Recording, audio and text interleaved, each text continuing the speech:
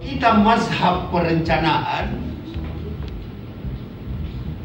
dimulainya sebenarnya pada masalah. Tapi kalau kita mazhab organisasi dimulainya pada itu. Yang dicantumkan di RPD sendiri tujuan sesaannya tidak harus menyentolkan tujuan makro di RPJMD-nya, itu yang pertama. Atau ada hierarkinya, tujuan sesuai tupoksi OPD ini kan kita memasang tujuan itu lahir dari visi misi atau urutannya. Tupoksi kebijakan lahir dari mengelaborasi ikan visi misinya. Semestinya oleh Menpan ikut dulu yang dilahirkan sesuai tupoksi elaborasi, tetapi yang terlahir itu kadang di tahun-tahun periode pertama OPD hanya menyentuh di dokumen makro daerah RPJMD itu disalin ke OPD.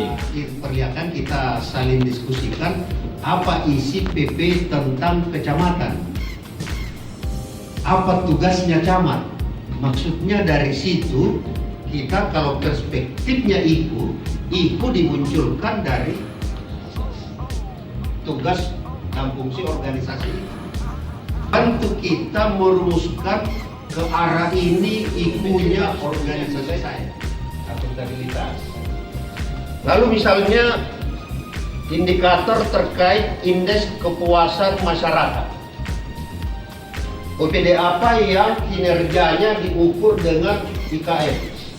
Perumahan, sosial, dan ketertiban ketentraman yang memiliki SPM itu harus diukur kepuasan masyarakat dan pelayanan langsung ke masyarakat. Itu harus ada IKM-nya nanti. Lalu Dukcapil menjadi kontributor terhadap sasaran indeks reformasi di daerahnya Pak Bupati. Ini salah satu perspektif. Tetapi pada periode lalu waktu masih Permendag 54 ada daerah di Jawa Timur yang membuat rumusan seluruh sasarannya OPD menjadi bab 5 RPJMD. Lalu yang dia jadikan IKU Pak Bupati rumusan tujuan. Itu salah satu. Nah, saya dalam mendampingi teman-teman di daerah tinggal mencari bagaimana caranya dikasih kawin itu.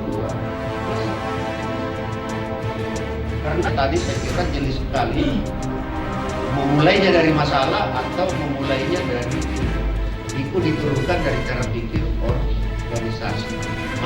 Bagi saya caranya mengawinkan adalah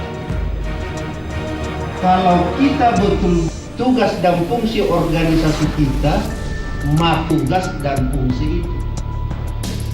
Jangan cari masalah di luar tugas dan fungsi itu.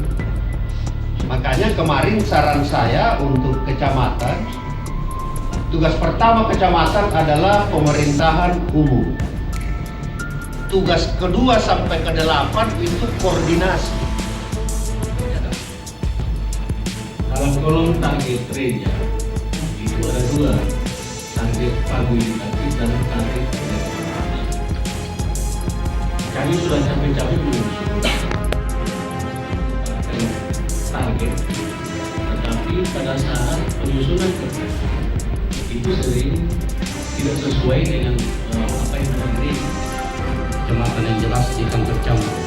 Cara perhitungan biaya tentang penyelesaian rekomendasi perizinan bisa kita ambil dari mana?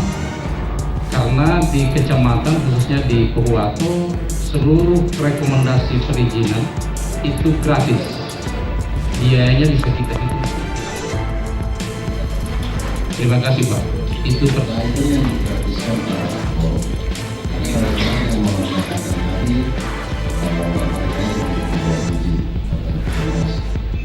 Dalam artian semua program pelayanan di tingkat kecamatan itu digratiskan.